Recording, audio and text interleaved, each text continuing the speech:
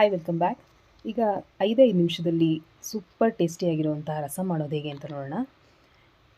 ಇಲ್ಲಿ 2 ಗುಂಟೂರು ಮೆಣಸಿನ್ಕಾಯಿ, 1 ಸ್ಪೂನಷ್ಟು ಮೆಣಸು, 1 ಸ್ಪೂನ್ ಜೀರಿಗೆ, ಒಂದು ಸ್ವಲ್ಪ ಹುಣಸೆಹಣ್ಣು, 1 ಬೆಳ್ಳುಳ್ಳಿ, ಒಂದು ಸ್ವಲ್ಪ ಕೊತ್ತಂಬರಿ ಸೊಪ್ಪನ್ನ ಹಾಕಿ ತುಂಬ ನುಣ್ಣಗೆ ಅಲ್ಲ, ಸ್ವಲ್ಪ ತರಿಯಾಗಿ ರುಬ್ಕೋಬೇಕು. ನೋಡಿ, ಹೀಗೆ ರುಬ್ಕೊಂಡಿದ್ದೀನಿ. ಸ್ಟವ್ ಮೇಲೆ ಒಂದು ಬಾಣಲಿನ ಇಟ್ಟು ಅದಕ್ಕೆ 2 ಸ್ಪೂನಷ್ಟು ಎಣ್ಣೆನ ಹಾಕಿ, ಎಣ್ಣೆ ಕಾದ ನಂತರ ಸ್ವಲ್ಪ ಸಾಸಿವೆ ಸಿಡಿದ ನಂತರ 1-2 ಒಣಮೆಣಸಿನ್ಕಾಯಿನ ಮುರಿದು ಹಾಕಬೇಕು. ಒಂದು 10ರಿಂದ 15 ಕರಿಬೇವು ಸೊಪ್ಪನ್ನು ಹಾಕ್ತಾಯಿದ್ದೀನಿ. ಒಗ್ಗರಣೆ ಸ್ವಲ್ಪ ಫ್ರೈ ಆದ ನಂತರ ಒಂದು ಸಣ್ಣದಾಗಿ ಹಚ್ಚಿರುವಂಥ ಈರುಳ್ಳಿನ ಸೇರಿಸ್ತಾ ಇದ್ದೀನಿ. ನೀವು ಈ ರಸನ ಕುಡಿಯೋದಕ್ಕೆ ಮಾತ್ರ ಮಾಡೋ ಹಾಗಿದ್ದರೆ ಇದಕ್ಕೆ ಈರುಳ್ಳಿ ಟೊಮೆಟೊನ ಹಾಕೋ ಅವಶ್ಯಕತೆ ಇಲ್ಲ. ರೈಸಿಗೆ ನಾನು ಮಾಡ್ತಾ ಇರೋದ್ರಿಂದ ಈರುಳ್ಳಿ ಮತ್ತು ಟೊಮೆಟೊನ ಸೇರಿಸ್ತಾ ಇದ್ದೀನಿ. ಈರುಳ್ಳಿ ಸ್ವಲ್ಪ ಫ್ರೈ ಆದ ನಂತರ ಹಣ್ಣಾಗಿರುವಂಥ 2 ಟೊಮೆಟೊನ ಸೇರಿಸ್ತಾ ಇದ್ದೀನಿ.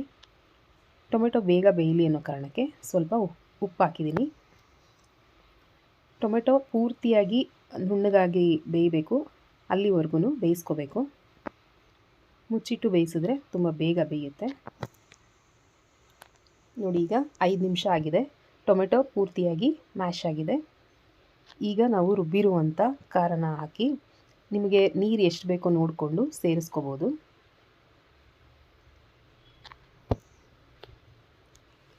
ರಸಂ ಸ್ವಲ್ಪ ತೆಳುವಾಗಿದ್ರೇ ಚೆನ್ನಾಗಿರುತ್ತೆ.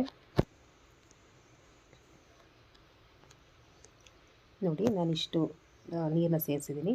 ಇದಕ್ಕೆ 1/2 ಸ್ಪೂನು ಅರಿಶಿನ, ಸ್ವಲ್ಪ ಕೊತ್ತಂಬರಿ ಸೊಪ್ಪು, ರುಚಿಗೆ ತಕ್ಕಷ್ಟು ಉಪ್ಪು.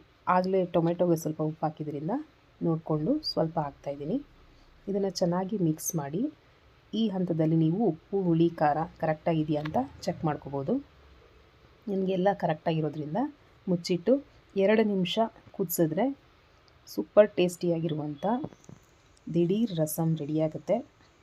ಇದು ಹುಷಾರಿಲ್ಲದೆ ಇರೋವಾಗ, ಜ್ವರ ಅಂತ ಅನ್ನಿಸ್ದಾಗ, ಅಥವಾ ನೆಗಡಿ ಕೆಮ್ಮು ಇದ್ದಾಗ ಮಾಡಿಕೊಂಡು ಬಿಸಿ ಬಿಸಿ ಅನ್ನಕ್ಕೆ ಹಾಕ್ಕೊಂಡು ತಿಂದರೆ ನೀವು ಕ್ವಿಕ್ಕಾಗಿ ಹುಷಾರಾಗ್ತೀರಾ. ಒಂದ್ಸಲ ಟ್ರೈ ಮಾಡಿ. ಈ ರೆಸಿಪಿ ಇಷ್ಟ ಆಯಿತು ಅಂತಂದರೆ ನನ್ನ ಚಾನಲ್ನ ಸಬ್ಸ್ಕ್ರೈಬ್ ಮಾಡಿ, ಒಂದು ಲೈಕ್ ಮಾಡಿ. Thank you friends.